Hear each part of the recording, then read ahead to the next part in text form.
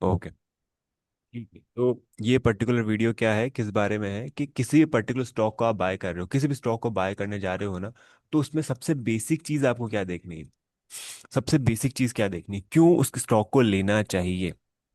देखो, मैंने आपको डाउ थ्योरी पढ़ाई है। डाउ थ्योरी में क्या बोलता है डाउ, कि अप ट्रेंड में होना चाहिए स्टॉक, अप ट्रेंड। ये ऐसा जिगजैग फॉर्मेट बना, एक हाई बना, दूसरा हाई बना, तीसरा हाई बना, और प्रीवियस हाई को लगातार वो ब्रेक करते हुए आ रहा है ना, लगातार हाई को ब्रेक कर, जो बिल्कुल ही नॉर्मल लेमन लैंग्वेज वाली चीज़ें बताऊंगा मैं आपको, है ना। मैं ये नहीं बताऊंगा बॉटम फिशिंग कैसे करें, नीचे से कैसे स्टॉक को परचेस करें, है ना। ऐसे स्टॉक को जो ऑलरेडी अच्छा कर रहा है और अच्छा कर सकता हो, ऐसे स्टॉक को परचेस क्यों करें, क्या देखना जरूरी होता है किसी भी स्टॉक को लेने से पहले।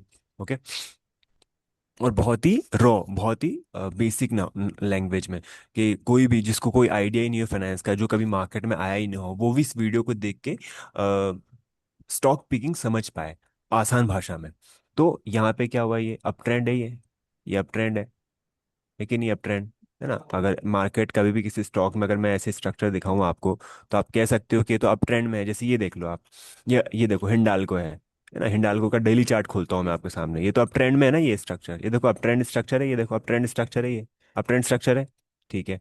तो हमेशा हमें स्टॉक कौन सा लेना है, जो स्टॉक अप ट्रेंड में हो, साइडवेज में हो वो भी आपको दिखेगा। अब साइडवेज की बात करें तो अब देखो साइडवेज ही है ना, ये तो पिछले कुछ टाइम से, तो ये देखो ये साइडवेज ही है, ये साइडवेज ही है, ये रेंज में चला हुआ है, यहाँ पे रेंज में चला हुआ है। इसलिए मैंने आपको क्या सिखाया है, सपोर्ट एंड रेजिस्टेंस मैंने आपको सिखाया है, कि सपोर्ट रेजिस्टेंस कैसे ड्रॉ करें, है ना। उससे आपको क्या पता चलता है, उससे आपको पता चलता है कि हम यहाँ पे ले सकते थे, यहाँ पे लेना चाहिए था, यहाँ अगर ये वापस नीचे आता तो कहाँ लेना चाहिए मुझे, 880 900 के आसपास लेना चाहिए, बिकॉज इंपॉर्टेंट जोन है वो।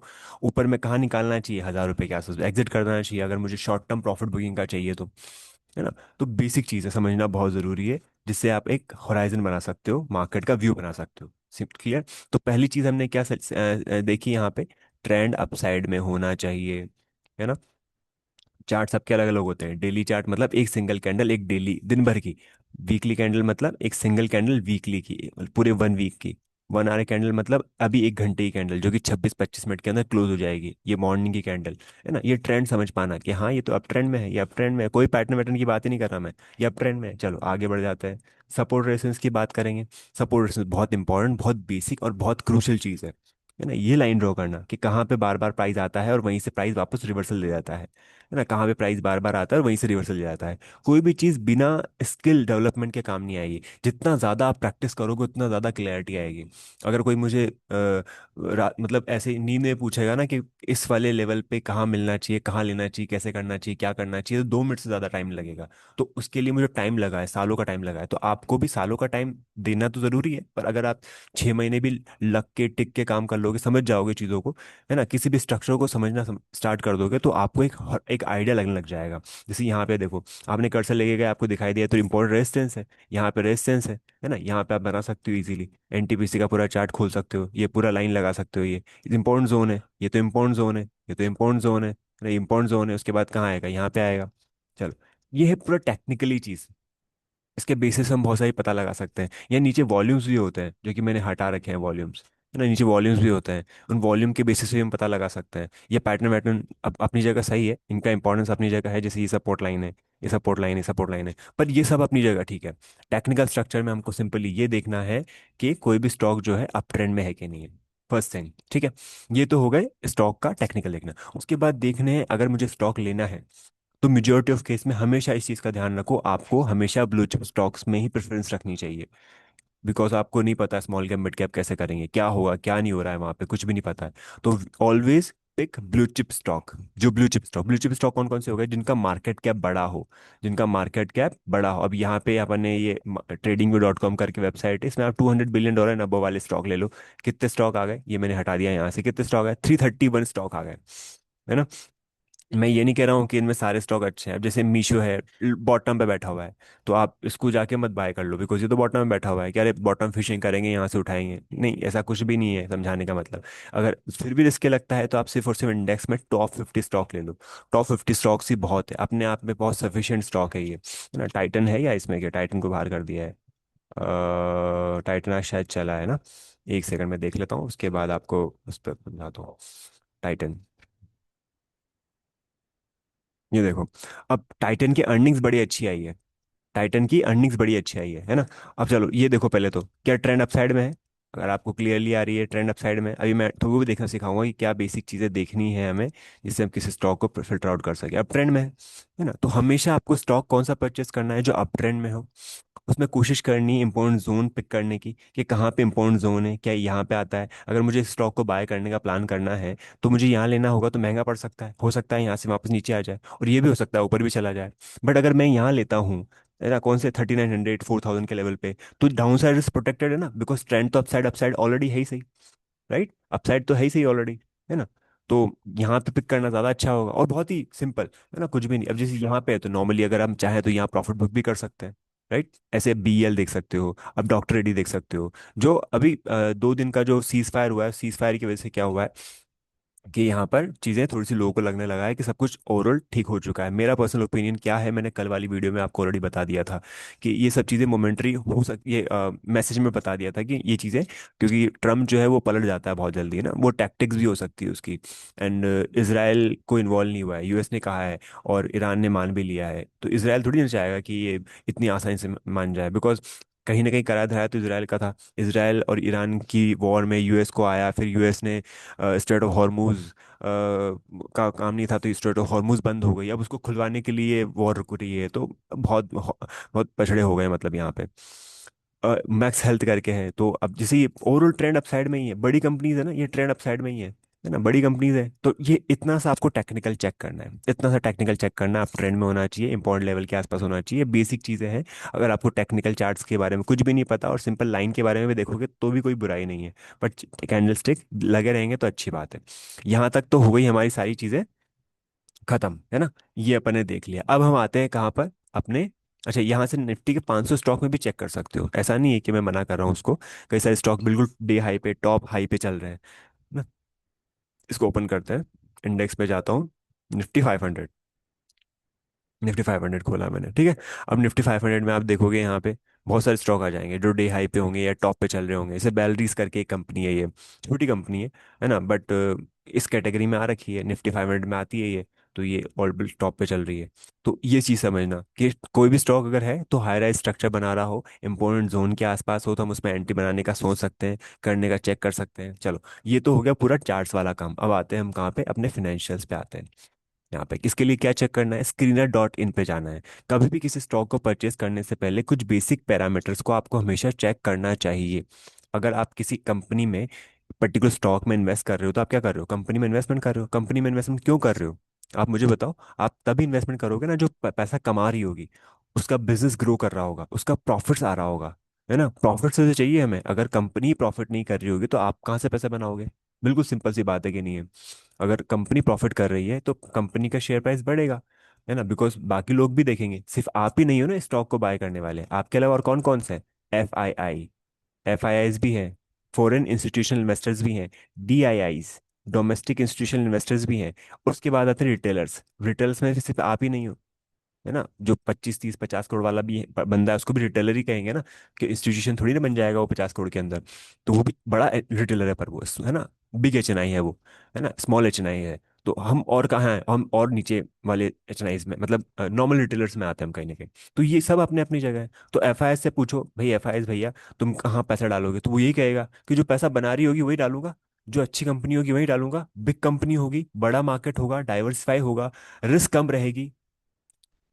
क्योंकि यहाँ तो ऐसा हो सकता है कि कभी किसी कंपनी के बारे में नेगेटिव न्यूज आ गई, वो गिर जाए। अडानी के साथ देख लो, अडानी का हिंडनबर्ग का वाला केस हुआ, कहाँ थे अडानी के स्टॉक, वो भी तो देखेंगे वैल्यूशंस की, वैल्यूशंस है कि नहीं है। एक्चुअली शेयर प्राइस का क्या है, शेयर प्राइस में तो अगर आप 10 लोग 100 लोग मिल गए अगर एक कंपनी के पीछे और कहें कि चलो इस कंपनी की शेयर प्राइस को बढ़ाते हैं, है ना, 100 लोगों ने स्टार्ट किया, 100 लोगों ने पैसा डालना स्टार्ट किया, है ना, सबके पास कहीं ना कहीं 10 20 25 50 करोड़ की वेल्थ है ना, और सब लोगों ने डालना स्टार्ट किया। फिर सोशल मीडिया पे उन लोगों ने क्या किया कि चलो यहाँ पे अपन ऐड चला देते हैं, टेलीग्राम पे ऐड चला देते हैं, यूट्यूबर्स को पैसा दे देते हैं, तो ये सब इसको प्रमोट कर देंगे। ऐसा बहुत होता है मार्केट में, तो उन्होंने प्रमोट करना स्टार्ट किया, पंप करना स्टार्ट किया, स्टॉक में पैसा डाला डाला डाला डाला ना, 100 रुपये का स्टॉक 1000 पहुंच गया। अब वो क्या करेंगे, हो गया उनका काम। तो वो डंप करना स्टार्ट करेंगे, वो रोज डंप करेंगे, स्टॉक को निकालना स्टार्ट करेंगे, बिकॉज उन 100 लोगों ने थोड़ी ना स्टॉक बाय किया, और भी जाने कितने 10 15 20 हजार 25 50 हजार लोग उनको देखते हुए इसमें पैसे डालने लग गए, डालने लग गए, डालने लग गए, डालने लग गए। उनको लगा कि सब कुछ अच्छा ही रहेगा, तो ऐसे बहुत सारे बोगस कंपनीज हैं मार्केट में, इसलिए वो कहाँ करेंगे, एफआईएस कहाँ पैसा डालेगा, उसके पास तो सब कुछ है ना, उसके पास टीम है, उसके पास सारे दुनिया भर के पढ़े लिखे और समझदार लोग हैं जो समझते हैं फाइनेंस को, बेसिक चीज़ों को समझते हैं। तो एफआईएस क्या करेगा, वो फर्दर स्टडीज का वगैरह करेगा, वो ऐसी कंपनीज को प्रेफर करेगा जो सेफ है कहीं ना कहीं। डीआईएस भी क्या करेंगे, डीआईएस भी डीआईएस कौन से हो गए, डीआईएस में अपने म्यूचुअल फंड्स वगैरह आ जाएंगे, सारे म्यूचुअल फंड्स हाउस वगैरह आ जाएंगे, बैंक्स आ जाएंगे इसके अंदर अंदर, है ना, प्राइवेट इक्विटी टाइप लोग जो हैं वो सारे इसमें आ जाएंगे, फंड्स पेंशन फंड्स वाले लोग आ जाएंगे, डीआईएस डोमेस्टिक जो इंडिया के इन्वेस्टर्स हैं, एफआईएस जो बाहर के फॉरेन इंस्टीट्यूशनल इन्वेस्टर्स, एफडीआई और एफआईएस का नाम आपने सुना होगा। उसके बाद रिटेलर्स है ना। अब रिटेलर के पास इतनी हिम्मत नहीं होती कि रिटेलर किसी कंपनी को मूव करा दे, ऑफ कोर्स होती है, बट डेफिनेटली वो इतना बड़ा पैसा नहीं डालेगा, है ना। वो ऐसे ही हिसाब से डालेगा, मैं उस पर भी आता हूँ रिटेलर्स पे भी। तो रिटेलर और एफआईएस और डीआईएस को ही हमको फॉलो करना होता है, एफआईएस का मूव क्या है, बिकॉज उनके पास पैसा ज्यादा है, उनके पास थाउजेंड ऑफ करोड़ है।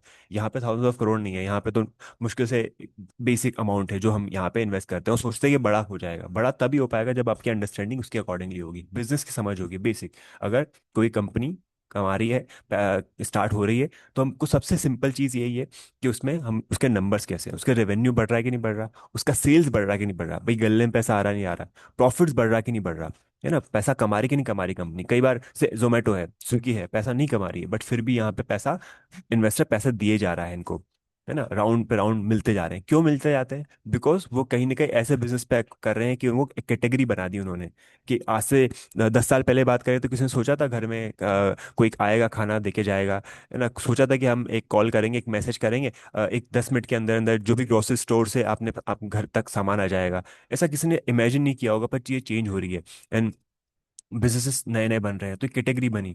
धीरे धीरे उन्होंने ओला उबर ने कस्टमर को अक्वायर करने के लिए फ्री राइड्स दी, लोगों ने बैठना स्टार्ट किया, अब उसको फेयर बढ़ा दिया, अब हम कहीं ना कहीं डिपेंडेंट हो चुके हैं, हम घर से बाहर निकलेंगे सबसे पहले ओला उबर या रैपिडो करेंगे, है ना। हम कहीं ना कहीं, तो हम कहीं ना कहीं इन चीज़ों में आ रहे हैं, तो ये कैटेगरी वाली चीज़ है। तो यहाँ पे क्या, पैसे पहले बर्न हुए, बर्न होने के साथ अब यहाँ पैसा बनना स्टार्ट हुआ, तो अब वो उस हिसाब से मोमेंटम देना स्टार्ट करेंगे। बट जो ट्रेडिशनल बिजनेस होता है वो ऐसे ही काम करता है, हम देखते हैं कि ये बिजनेस है, इस बिजनेस में ये इतना पैसा डाल के इतना मुनाफा हुआ, है ना, इतना बिजनेस है, और ये हर क्वार्टर ऑन क्वार्टर या हर ईयर ऑन ईयर ग्रो कर रहा है, तो ही तो हम इस कंपनी में इन्वेस्टमेंट करेंगे। बेसिक चीज़ें हैं, सिंपल चीज़ें हैं। चलो अब हम आते हैं ये जो तीनों इन्वेस्टर्स की बात करें, एफआईआई डीआई और रिटेलर्स की। अब मैं बताता हूँ आपको, क्या हमें कंपनी को शेयर से ओपन करने के बाद, यहाँ सर्च करने के बाद बेसिक चीज़ें क्या देखनी। सबसे पहले तो ये चीज़ चेक करना स्टार्ट करो। मैं सबसे पहले कोई अच्छी टाइटन जैसी कंपनी को लेता हूँ, क्योंकि वो लार्ज कैप कंपनी है, बड़ी कंपनी है ना। लार्ज कैप मिड कैप का सिंपल कैटेगराइजेशन आप चाहो तो कर सकते हो। वैसे डेफिनेशन देखा जाए तो गूगल कर सकते हो कि लार्ज कैप कंपनी कौन सी हो गई जिनका मार्केट कैप $200 बिलियन के अबव है, सॉरी, $10 बिलियन के अबव है, ऐसा बेसिक डॉलर्स की बात कर रहा हूँ मैं। 2 to 10 के बीच में मिड कैप आ जाता है, और 2 के बीच में स्मॉल कैप आ जाता है, सिंपल। यहाँ पे अपन मार्केट कैप देखो सबसे पहले तो, है ना, कंपनी कितनी है, मार्केट कैप कितना है, almost close to 4 lakh crore के आसपास ये कंपनी पहुंचने वाली है, वहां तक इसका है। उसके बाद इसका यहाँ पे आप देखोगे करंट प्राइस, करंट प्राइस क्या चल रहा है आप देख सकते हो, हाई और लो क्या चल रहा है वो आप देख सकते हो। 52 वीक लो कितना है, 52 वीक लो, 52 हफ्ते का लो, और 52 वीक हाई कितना है, ये है ना, अभी हाई पे नहीं पहुंचा है ना, पर टच कर चुका है। डिविडेंड यील्ड का मतलब सिंपल भाषा में देखा जाए, तो अगर 1 साल तक मैं इस कंपनी को होल्ड करता हूँ तो मुझे इतना पैसा एज ए डिविडेंड के तौर पे मिल जाएगा, फिक्स रहेगा इतना, तो है ना? तो ये बहुत ना के बराबर है, इंडिया में बहुत कम कंपनीज होती है डिविडेंड देती है। इसको रहने देते हैं। स्टॉक का पी, एंड स्टॉक के पी को मैंने ऑलरेडी लास्ट वाली वीडियो में अच्छे से एक्सप्लेन किया है। स्टॉक का पीई थोड़ा सा लाइक इसको प्रॉपर ना समझो ना तो ये बड़ा गलत मतलब निकालता है। अब लोगों को लगेगा कि अरे 80 के पी पे टाइटन काम कर रहा है, 80 के पी पे काम कर रहा है। 80 के पी पे इसलिए काम कर रहा है बिकॉज इसकी अर्निंग्स भी तो अच्छी आ रही है। भाई market price divide by EPS, EPS, market price ही बढ़ रहा है एंड ईपीएस ही बढ़ रहा है, तो उस हिसाब से ये भी जो चीज़ है, ये नंबर भी अच्छे आ रहे हैं। पर मार्केट प्राइस थोड़ा ज़्यादा तेज़ी से बढ़ रहा है, ईपीएस थोड़ा कम तेज़ी से बढ़ रहा है ना। तो स्टॉक का पीई इन पर्टिकुलर चीज़ों का हाई ही रहता है, तो हमको ये देखना है, ये देखना है, ये देखना है ना। स्टॉक के पी को मैं थोड़ा सा आप उसमें देखो, ज़्यादा अच्छा रहेगा ना। उसके बाद जो मेन चीज़ें हैं, जो सबसे ज़्यादा इंपॉर्टेंट चीज़ें हैं, जो मैं हमेशा कहूँगा कि ये इसके बिना कभी भी कंपनी में इन्वेस्टमेंट करना नहीं है, या करने का नहीं सोचना है। ये प्रॉफिट ग्रोथ भी उसमें आप काउंट कर लो, ये ईयरली प्रॉफिट ग्रोथ होगी एक तरीके से, है ना। यहाँ पे ROCE मैंने बार बार समझाया, ROCE होता है रिटर्न ऑन कैपिटल एम्प्लॉयड, यानी किसी भी ओनर अपनी कंपनी को कितना एफिशिएंटली रन कर पा रहा है ना। तो 1.1% का है। अगर हम वैसे ही देखना चाहें कि हाँ चलो इसको मेमोराइज कर लिया, रिटर्न याद ही कर लिया, तो ROC and ROE, return on equity, should be और इक्वल टू मोर देन 15%। ये चीज हमेशा देखनी है। ROC ROE जो है 15% के ऊपर होना ही चाहिए अगर आप चाहते हो अच्छी कंपनी को लेना। पहली बात तो जो मैंने पहले फर्स्ट रूल बताया, ट्रेंड अपसाइड होना चाहिए, अप ट्रेंड में होना चाहिए, प्रॉपर लेवल्स मिल जाए आपको तो बहुत अच्छी बात है। देन उसके बाद मार्केट कैप आप चेक करो कंपनी का, बड़ी कंपनी है तो बहुत अच्छी बात है। ROC ROE पे आओ, 15% से अब ROC है, अच्छा है, डबल डिजिट में भी है तो भी अच्छा है। जैसे कई सारी कंपनी अच्छी होने के बाद भी ROC ROE कमजोर है उनके। आप जोमेटो इटर्नल को खोल के देखो, ROC ROE आपको ज्यादा अच्छे नहीं दिखाई देंगे, है ना। तो 15% से अब 15 है, 20 है, 25 है तो बहुत ही बढ़िया है। कईयों की 30-30% भी है, जैसे ROE इसका 31% है, ROC 19% है। तो जितनी पुरानी और मिच्योर या फिर स्टेबल कंपनी होगी ना, उसका ROC काफी अच्छा दिखाई देगा, बिकॉज उसका प्रमोटर उस कंपनी को बहुत एफिशिएंटली रन कर पा रहा है। ठीक है। अभी LG का जाके आप चेक करना, आपको पता चलेगा। उसके बाद आता है क्वार्टरली सेल्स। भाई बिजनेस का तो मेन फंडा ही यही है, धंधा बनना चाहिए, पैसा आना चाहिए। सेल्स बढ़ रही है, लगातार सेल्स बढ़ रही है। बिजनेस है, 43.3% से सेल्स बढ़ी है यहाँ पे। क्वार्टर ऑन क्वार्टर की बात कर रहा हूँ मैं आपको। क्वार्टर प्रॉफिट 71.7% से प्रॉफिट बढ़ रहे हैं यहाँ पे, क्वार्टर ऑन क्वार्टर। ऐसा नहीं है कि सारे क्वार्टर में ऐसा ही हो रहा है, बट लास्ट क्वार्टर की तुलना में, है ना, अभी जो भी क्वार्टर है उससे पहले वाले क्वार्टर और अभी वाले क्वार्टर में जो भी चेंजेस हुए वही आ रहा है।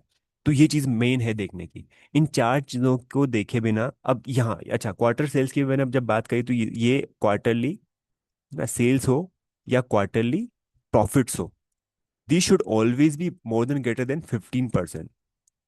होना चाहिए कि नहीं होना चाहिए? अगर इससे अच्छा तो मैं कहीं ना कहीं 1.5 रुपये सैकड़े पैसा दे दूंगा, उस पर आ जाएगा मेरे को। तो कहीं ना कहीं बिजनेस अच्छा करना चाहिए ना। या फिर प्रोजेक्शंस होनी चाहिए कि हाँ अच्छा करेगा। जैसे हम प्रॉपर्टी या प्लॉट में इन्वेस्टमेंट करते हैं तो हम सोचते हैं ना कि हाँ मेट्रो बनेगी, ये होगा, व्यवसाय होगा, वो होगा। और उसके बाद क्या होगा? आई 5 साल 10 साल बाद आई तो उसकी प्रॉपर्टी के प्राइस ओवरनाइट भी बढ़ जाते हैं कई बार। तो सिमिलर ऐसा भी होता है यहाँ पे। कई बार कंपनीज अभी अच्छा नहीं कर रही पर आने वाले टाइम पे अच्छा कर सकती है, पोटेंशियल होता है तो उस हिसाब से वो ग्रो कर सकती है। वो सब चीज़ें ठीक है अपनी जगह, वो सारी स्टोरी अपनी जगह अच्छी है। बट ये बेसिक चीज़ें हैं, ये बेसिक चीज़ें हैं जो हमको हमेशा देखनी होनी चाहिए। अच्छा यहाँ पे ना जब आप ओपन करोगे तो ये सब चीज़ें नहीं आएगी, तो हमको एडिट रेशियोज पे जाना है। यहाँ पे एडिट रेशियोज पे जाना है, यहाँ पे ओपन करना है और वहाँ पे आपको ऐड करना है। जैसे मैंने quarter year on quarterly sales growth, year on quarterly profit growth यहाँ पे ले रखा है ना। सेल्स लेटेस्ट क्वार्टर, अब मैं यहाँ पे एक दो चीज़ें और, प्राइस टू अर्निंग ठीक है, यहाँ पे ऐड कर रखा है, return on capital employed ROC वगैरह है। डेट टू इक्विटी हमने ऐड कर रखा है, रिटर्न ऑन इक्विटी ठीक है। इंडस्ट्री PE, प्रॉफिट ग्रोथ, यहाँ पे सेल्स ग्रोथ भी आप ऐड कर लो। Yearly sales growth, profit growth yearly, ये भी आ जानी चाहिए यहाँ पे। ओके। और होने को बहुत सारी चीज़ें हैं। आप बहुत सारी चीज़ें यूज़ करना चाहोगे आप यूज़ कर सकते हो।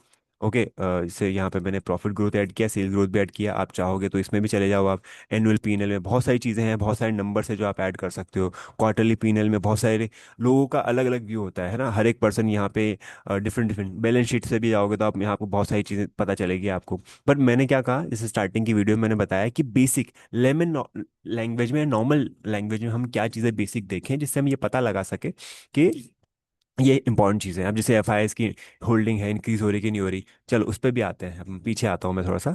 हाँ यहाँ पे अपन आ गए, ये मैंने पढ़ लिया। अब उसके बाद आप क्यों यहाँ से पढ़ लेना है रेवेन्यू सबके बारे में, कंपनी का बिजनेस के बारे में आपको यहाँ से पता चल जाएगा। स्टॉक का PE जो कि मैंने लास्ट वाली वीडियो में ऑलरेडी शेयर किया हुआ है, PE रेशियो के बारे में, है ना। अभी देखा जाए तो लास्ट टाइम जो इसका PE जो था 65 के आसपास था, Jan 2023 में। अभी इसका बॉटम में PE कितना गया था? 72 के आसपास गया था। अभी कितना हो गया? ऑलमोस्ट अभी वापस 81 के आसपास आ चुका है। कोविड से पहले, सॉरी कोविड के आसपास जो था ये कितना था, है ना। उसके बाद कितना हो गया ना, कोविड के बाद सभी के वैल्यूशन बहुत ज़्यादा हाई हो चुके हैं, बिकॉज हमको लग रहे थे कि जिस हिसाब से शेयर प्राइस बढ़ रहा है उस हिसाब से अर्निंग्स नहीं आएगी, पर अर्निंग्स ने धीरे धीरे पिकअप कर लिया। चलो आगे आते हैं। Pros and cons AI generate होते हैं, आप चाहो उसको पढ़ सकते हो, कोई बुराई नहीं है ना। पर इसके बेसिस पे सारे डिसीजन नहीं लिए जाने चाहिए। यहाँ पे पेयर कंपेरिजन, जो भी इस कंपनी की अराउंड नीश कंपनीज हैं जो इसी के related, कहीं ना कहीं बिजनेस में काम कर रही है, वो कंपनी आ जाएगी। कल्याण ज्वेलर्स है, अब टाइटन तो बहुत सारी चीज़ों में है पर कल्याण जो सब में नहीं है, तो कंपैरिजन करना सब सही नहीं होगा, है ना। थंगमेल जो है इन दोनों में कर सकते हो, कहीं ना कहीं ज्वेलरी बिजनेस में होंगे, इनमें बाकियों में भी कर सकते हो क्योंकि सेम होंगे। पर ब्लू स्टोन ज्वेलरी अलग तरीके से आ जाएगा, है ना। तो सबका बिजनेस एक जैसा है वो नहीं है। तो पीयर कंपैरिजन में जब कई बार आपको देखोगे बिल्कुल अलग अलग कंपनी दिखाई देगी। कोई काम कर रही है फिनटेक में, और कोई काम कर रही है ब्रोकिंग बिजनेस में। तो इट्स अ डिफरेंट थिंग। तो इसके बेसिस पे ही सारे डिसीजन ना लें। पर ये जरूरी है कि यहाँ से पता लग जाएगा प्रॉफिट, है ना, वेरिएंस। अब देखो कल्याण ज्वेलर्स का देख लो, 101.13 से परसेंट से प्रॉफिट, क्वार्टरली प्रॉफिट इंक्रीज हुआ है, 39.94 के पी पे काम करे। तो कई लोगों को लगेगा कल्याण ज्वेलर्स ज़्यादा सस्ता है। ऐसा नहीं है ना। सिर्फ एक ही चीज़ के बेसिस पे सारे डिसीजन नहीं लिए जाते। सेल्स ग्रोथ देखो 42%, है ना। यहाँ पे 42%। सारे आप इसका भी देख लो, थंगवेल ज्वेलर्स को भी देख लो, 120%, 112%, है ना। ये देखो ब्लू स्टोन ज्वेलरी का देखो, 365% से ग्रो करा है यहाँ पे। तो ये पर आरओसी नेगेटिव में इसका कहीं ना कहीं। आगे आते हैं प्रॉफिट्स, आप यहाँ से पढ़ सकते हो, प्रॉफिट एंड लॉस आप यहाँ से देख सकते हो, बैलेंस शीट आप यहाँ से देख सकते हो। थोड़ी सी चीज़ें जो ज़्यादा लाइक डिटेल में जाने की है उनको मैं कहीं ना कहीं स्किप कर रहा हूँ। बेसिक चीज़ें हम देख रहे हैं। उसके बाद नीचे नीचे आ जाओ, जो एक चीज़ देखने की होती है वो है यहाँ पे शेयर होल्डिंग पैटर्न, है ना। शेयर होल्डिंग पैटर्न वही सेम चीज़, एफ आईज के इन्वेस्टमेंट, डी आई के इन्वेस्टमेंट, गवर्नमेंट, है ना, पब्लिक। तो एफ आईज का इन्वेस्टमेंट देखो आप मार्च 2023 से क्या हो रहा है, इंक्रीज हो रहा है ना। इंक्रीज हुआ, यहाँ पे कम होने लग गया, कम होने लग गया, कम होने लग गया। अभी यहाँ पे देखो एफ आई का इन्वेस्टमेंट कम होने लग गया। अब जस्ट बिकॉज एफ आई ने इन्वेस्टमेंट कम कर लिया, इसका मतलब ये थोड़ी है कंपनी खराब है। ऐसा नहीं है। कंपनी एफआईएस को लगता है कहीं और अच्छा पैसा बन रहा होगा, कहीं और उसको लगता होगा वैल्यू ज्यादा हो सकती है, या एफआईएस के दिमाग में ये होगा कि भाई हमको इसमें इससे ज्यादा इसमें यहाँ पे अमाउंट नहीं डालना है। आप समझ रहे हो मेरी बात। एफआईएस ने अगर कहीं इन्वेस्टमेंट बढ़ा दिया, इसका मतलब ये भी नहीं है कि ये तो ऐसे उड़ी जाएगा 2-3 महीने के अंदर अंदर। हो सकता है दे हैड समथिंग, उनकी इन्वेस्टमेंट स्टाइल क्या है। बट इसको देखने से क्या होता है, एक आइडिया लगता है हमको जनरल। तो सिर्फ इसको देखकर ही सारी चीजें नहीं। डी आई इसका देखो 11%, 10%, 9%, 10%, 10, 11, 12, 12.59, 13.99 एंड 14.3। तो एफ आई एस ने तो सेल कर दिया, पर किसने ले लिया, डी आई एस ने ले लिया। डी आई एस ने अपनी क्या है, होल्डिंग बढ़ा ली यहाँ पे। म्यूचुअल फंड्स को लगता है कि अभी और ग्रोथ बाकी है। जो भी कौन कौन से डीआईज होते हैं आप चाहो तो यहाँ पे ये जो प्लस का साइन है इस पे जाके चेक कर सकते हो। ये देखो, ये life insurance, S B I 50, ये सारे के सारे म्यूचुअल फंड्स जो है कहीं ना कहीं वो सारे आ जाएंगे। जो इम्पो बड़े बड़े हैं जिनकी होल्डिंग वो आ गए, गवर्नमेंट ऑफ सिंगापुर वगैरह। ये सारे के सारे यहाँ पे एफ का नहीं आ रहा नाम यहाँ पे। ये जितना डेटा यहाँ देख सकते हो उतना देख सकते हो। और भी डिटेल फसल डेटा देखने के लिए बहुत सारी वेबसाइट है। एनएससी की वेबसाइट पे भी आप चाहोगे तो वहाँ पे भी आप चेक कर सकते हो। ये एक बेसिक वेबसाइट है जिसको आपको यूज़ करना आना चाहिए। गवर्नमेंट का भी है स्ट्राइक, ऐसा नहीं है गवर्नमेंट ने नहीं कर रखा। ये देखो, अब इसके बाद पब्लिक में देखो आप, पब्लिक में कौन है, रेखा झुंझुनवाला, राकेश झुंझुनवाला की वाइफ, है ना। ये देखो Rakesh Jhunjhunwala, estate of late mister Rakesh Jhunjhunwala, Rekha Jhunjhunwala, Lekha Jhunjhunwala.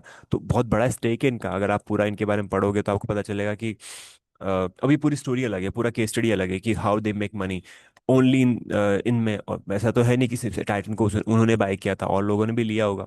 But conviction ना, बहुत अर्ली स्टेज में जब ये कंपनी ऑलमोस्ट 1000 करोड़ की भी नहीं होगी। आगे आता हूँ, कोई और कंपनीज को भी लेता हूँ। जैसे ये लिया मैंने, तो अपन ने क्या क्या बेसिक चीज़ें, 4-5 चीज़ें देखी, है ना। आप एक बार फिर से उसको एक बार रिपीट कर लेते हैं यहाँ पे, तो थोड़ा बेटर रह पाएगा, है ना। ट्रेंड, ट्रेंड हमको चेक करना है। यहाँ पे फर्स्ट थिंग जो हमने यहाँ पे देखनी है, किसी भी स्टॉक को परचेस करने से पहले, किसी मतलब ऐसे डिपेंडेंट नहीं होना कि यार एक कोई बताएगा तो करेंगे, ये होगा। खुद से बेसिक आपको नॉलेज होनी जरूरी है। ट्रेंड देखा, सपोर्ट रेजिस्टेंस आते हैं ठीक से, अदरवाइज लेवल्स चेक कर लो वहाँ पे, है ना। तो ट्रेंड में अपन ने क्या देखा, यहाँ पे अब ट्रेंड में होना चाहिए स्टॉक। अगर कोई स्टॉक अब ट्रेंड में नहीं है और कंपनी बड़ी अच्छी बता रहे हैं कि ये हो जाएगा वो हो जाएगा, कोई फायदा नहीं है, वेट एंड वॉच करो। उसके बाद थर्ड चीज पे आए, उसके मार्केट कैप पे। मार्केट कैप, है ना। फोर्थ मतलब वही चीज, लार्ज कैप हो, ब्लू चिप्स कंपनी हो, ब्लू चिप हो यहाँ पे, है ना। फिफ्थ नंबर पे हम जाएंगे यहाँ पे, हम देखेंगे क्या, R O C E and R O E, right. ये हमने देख ही लिया कितना होना चाहिए, more than and equal to 15% above, है ना। Sales and growth, sales and profits, sales and profit, sales and profits, है ना। सेल्स एंड प्रॉफिट्स यहाँ पे अच्छे होने चाहिए, ठीक है। तो अगर सेल्स एंड प्रॉफिट ही नहीं होगे तो मतलब क्या होगा ना। ये बेसिक चीजें हमको देखनी है कहीं ना कहीं। एंड उसके बाद फिर बाकी आप F I S D S की होल्डिंग देखना चाहो आपके ऊपर है, 52 वीक लो हाई देखना चाहो आपके ऊपर है, पी रेशियो का अच्छे से अंडरस्टैंड करना चाहो। उसके अलावा और भी बहुत सारी चीजें हैं जो देखने की है। और मैं ये भी नहीं कह रहा हूँ कि सिर्फ इन्हीं के बेसिस पे आंखें बंद करके ले लो, नहीं, है ना। ये कुछ ऐसी बेसिक चीजें हैं जो आपको नजर में रखनी चाहिए। भाई अप ट्रेंड में होगा तो जरूरी है, जरा हाई चांसेस आप पैसा बना लो। लेवल्स पे लोगे तो हाई चांसेस आप पैसा बना लो। मार्केट कैप बड़ा है तो हाई चांसेस है कि थोड़ा टाइम के लिए अगर स्टॉक नीचे गिर भी गया तो भी कोई दिक्कत नहीं है, वापस ऊपर आ जाएगा। ब्लू चिप स्टॉक है तो वो तो ऑलरेडी अच्छे स्टॉक है, इसलिए तो, ब्लू चिप तो ऐसे एक टाइम पे येस बैंक भी हुआ करता था, बट वही है। R O ROC and ROE की बात करूँ यहाँ पे, तो ये अच्छा होना चाहिए, सेल्स एंड प्रॉफिट अच्छे होने चाहिए। ये बेसिक चीज़ें हैं जो आपको हर एक स्टॉक को परचेस करने से पहले चेक करनी ही करनी है। अगर आप चेक करते हो तो there are high chances that you will make money in the market. अब हम और भी स्टॉक ले लेते हैं, चलो यहाँ से निफ्टी, ये निफ्टी खोला मैंने, निफ्टी के 50 स्टॉक खोले। अब निफ्टी 50 स्टॉक खोल दे, आप यहाँ पे देख सकते हो पूरी लिस्ट आ गई। रिलायंस इंडस्ट्री, HDFC बैंक के, भारतीय एयरटेल। चलो रिलायंस इंडस्ट्री को खोल लेते हैं एक बार के लिए। आप में से कई लोग कहेंगे अरे यहाँ तो ROC ROE 15 15% है ही नहीं, वर्ल्ड की, इंडिया की सबसे बड़ी कंपनी है। तो मैंने ये भी कहा ना, डबल डिजिट में भी है तो अच्छी बात है। बट यहाँ पे देखो, सेल्स 10% से बढ़ रहा है पर प्रॉफिट तो बहुत कम बढ़ रहा है। बहुत बड़ी कंपनी हो चुकी है, बिग कंपनी है। बट जो मैंने पैरामीटर बताया वो पैरामीटर सही है। अगर आपको चाहिए ऐसी कंपनी जो अच्छा मूव करे, बढ़िया मूव, पैसा बना के दे, कंसिस्टेंट रहे, तो आप उसी को प्रेफर करो। मैं ये नहीं कहूँगा कि रिलायंस इज बैड, बट इसका मतलब ये बिल्कुल नहीं है कि गो फॉर इट। बट ये अच्छे लेवल पे रिलायंस को अगर आप एक बार सर्च करके देखोगे, रिलायंस को आप ओपन करो यहाँ पे, रिलायंस को ओपन करोगे तो है ना, जब कहीं समझ नहीं आएगा और जब चीज़ें सही होने लगेगी तो वापस रिकवरी देना स्टार्ट हो जाएगा। तो यहाँ तक तो ये तो, कई लोग क्या करते हैं, रिलायंस में ही ट्रेड करते हैं, रिलायंस में इन्वेस्टमेंट करते हैं, यहाँ उठाएंगे लेंगे, यहाँ पे आएगा फिर छोड़ देंगे। तो कईयों का अप्रोच ऐसे होता है। अब उससे पहले जो अभी स्टॉक कंपनी लगी हुई थी यहाँ पे, बेल राइस करके, कंपनी छोटी है ऑल्दो, है, मैं कोई रिकमेंडेशन नहीं दे रहा, कुछ बता भी नहीं रहा, बस नंबर्स को डिस्कशन करने की कोशिश कर रहे हैं। 17,000 करोड़ की कंपनी है, स्मॉल कंपनी है, छोटी कंपनी तो बड़े होने के चांस बनते हैं कि नहीं बनते हैं। उसके बाद आप देखिए यहाँ पे ROC ROE डबल डिजिट में, पर 15% से थोड़ा सा कम है, कोई दिक्कत नहीं है। सेल्स देखो 8% से ग्रो कर रहा है, एंड प्रॉफिट यहाँ 25% से क्वार्टर क्वार्टर बढ़ रहा है ना। Profit growth year on year पे 79.8% से बढ़ रहा है, एंड सेल्स 22.4% से बढ़ रहा है। And also one more thing जो हम यहाँ पे सारी देखेंगे, वो ये बेल राइस। आप चाहो तो इन कंपनीज को एक ही बार में फिल्टर आउट करना कैसे है, वो भी मैं समझाता हूँ। ये देखो, अब यहाँ पे जब से आया है ये ऊपर ही जा रहा है, लगातार जा रहा है, लगातार ऊपर जा रहा है ना। जैसे रिकमेंडेशन वगैरह कुछ भी नहीं है, जैसे मैंने हम डिस्कशन किया है यहाँ पे। ओके, और भी बहुत सारी कंपनीज हो गई यहाँ पे। अब आप चाहो तो यहाँ पे जाओ, सीधे स्क्रीन पे जाओ। स्क्रीन पे जाके आपको ना ऐसे कई सारी स्क्रीन बना सकते हो खुद से, क्रिएट न्यू स्क्रीन भी बना सकते हो। ये मैं किसी दूसरी वीडियो में लेके आऊँगा कि कैसे बनाया जाए, कैसे किया जाए। जैसे मान लो मैंने यहाँ पे ये ऐसी कंपनीज को सिलेक्ट कर लिया जिनका मार्केट कैप का अपना फॉर्मूला बना के, है ना, मार्केट कैपिटलाइजेशन 10,000 करोड़ से ऊपर होना चाहिए, ROC 15% से ऊपर होना चाहिए, ROE 15% से ऊपर होना चाहिए, सेल्स ग्रोथ 20% से ऊपर होना चाहिए, सेल्स प्रॉफिट ग्रोथ 20% से ऊपर होना चाहिए। तो हाउ मच, कितनी कंपनी आ चुकी है यहाँ पे, 48 कंपनीज है जो यहाँ पे आ चुकी है मेरे सामने, है ना। तो ऐसा नहीं है कि सारी 48 कंपनी चली जाएगी, but there are high chances कि यहाँ पे 10 से 15 कंपनी ऐसी हो सकती है जो कंसिस्टेंट रहेगी, आगे ग्रो करेगी। तो आप भी ये पूरा फिल्टर कर सकते हो। अगर मैं यहाँ पे एक जीरो और लगाता हूँ, मान लो ये एक जीरो लगा दिया मैंने, 1 लाख करोड़ कर दिया अभी यहाँ पे, तो कंपनी और 8 ही जाएगी बस। 8 ऐसी कंपनी है जो अच्छा ग्रो कर रही है, कंसिस्टेंट परफॉर्मर रही है ना, जिसकी सारे नंबर अच्छे हैं। तो ऐसे किसी भी कंपनी को आप सर्च कर सकते हो, सेलेक्ट कर सकते हो, एंड पता लगा सकते हो कि दे विल डू बेटर और नॉट, है ना। हमेशा ध्यान रखो, अब ट्रेंड में रहेगी, अच्छे लेवल्स पे रहेगी, बड़ी ब्लू चिप कंपनी रहेगी, तो वो ज़्यादा सेफ रहेगी, है ना। और ऐसा नहीं है कि निफ्टी की 50 के 50 कंपनी सारी अप ट्रेंड में ही होगी। तो आप अप ट्रेंड भी चेक करना है तो आप डायरेक्टली यहाँ से ओपन करके यहाँ से आप चेक कर सकते हो कि कौन कौन सी कंपनी अप ट्रेंड में हो। ट्रेंड की स्टडी करनी पहले ज़्यादा ज़रूरी है, देन उसके बाद बाकी चीज़ें की जाए, ज़्यादा अच्छा है। मिनट, हिंडाल को आप देख सकते हो, हिंडाल को इज एन अप ट्रेंड। तो जस्ट स्टडी करो उसको, NTPC है तो NTPC को अप ट्रेंड में है, इसको स्टडी करो। काफी टाइम तक रेंज में चलती रही, पर इज अ बिग, नंबर्स देखने जरूरी है of course. BEL, Bajaj auto आप देख सकते हो, बजाज ऑटो में आप देखोगे तो एक टाइम पे इतना इतना यहाँ तक पहुंच गया था ये, अब वहां से गिरा। अब आप सोचो कि यहाँ ले ले तो फंस जाओगे उस केस में। तो वो मैं कह रहा हूँ, अधूरी जानकारी बड़ी खराब होती है। तो मैंने जो बताया उतना काफी नहीं है, पर उतना है कि हमारा जब भी हम किसी स्टॉक में परचेस करें तो हम ये बेसिक चीज़ जरूर देखें, ताकि उससे क्या है, आइडिया लगा रहे। और वही है जिसे कि ट्रेंड देखो जरूरी है। अब अगर मैं आर्ली चार्ट देख रहा हूँ तो मुझे ट्रेंड देखना बड़ा जरूरी है कि हाँ यहाँ ट्रेंड अपसाइड ही है या नहीं है अपसाइड। बजाज ऑटो हो गया, डॉक्टर रेडी, आप देखो, बिग कंपनी है, ब्लू चिप कंपनी है, तो रेंज में चल रहा है काफी टाइम से, दूर हाई चांसेस कि वापस रेंज को लेते हुए ये कहाँ तक पहुंच जाएगा, वापस यहाँ तक पहुंच जाएगा, 8 9% 10% हमको देके जाएगा। मैक्स हेल्थ केयर है, बिग कंपनी है पर काफी करेक्टेड हो चुकी है।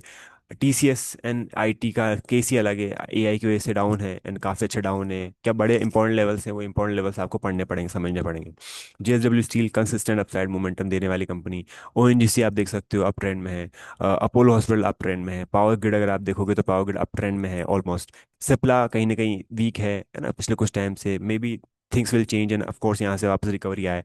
तो आप देख सकते हो, नंबर्स देखो पहले जाके, उसके बाद कुछ करना है। Coal India, Tata consumer uptrend में है, साइडवेज है कहीं ना कहीं, ये अप ट्रेंड में है ना। टाटा स्टील, मारुति कहीं ना कहीं साइडवेज एक, और बॉटम आया क्योंकि मार्केट वीक है पूरा, तो उस वजह से ये भी साइडवेज है। नेस्ले भी, टेक महिंद्रा भी साइडवेज है, डाउन ट्रेंड टू साइडवेज। ये भी आप देखा जाए, अडानी भी साइडवेज ही है कहीं ना कहीं पिछले कुछ टाइम से, है ना। बट वॉल्टिलिटी बहुत ज़्यादा हाई है, तो कुछ कहना मुश्किल है ना। टाटा मोटर प्राइवेट व्हीकल भी डाउन ट्रेंड में है और साइडवेज भी है, क्योंकि ये भी इंपॉर्टेंट लेवल के आसपास है।